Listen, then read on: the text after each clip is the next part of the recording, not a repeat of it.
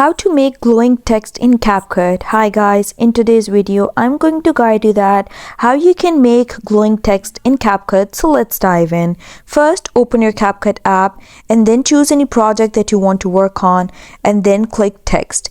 Now simply add any text that you want by clicking add text, and I'm going to just add hi and then click this tick over here. And once you click this tick, you can see that it has added my text over here. I'm just going to make it a bit bigger so you can see this text over here.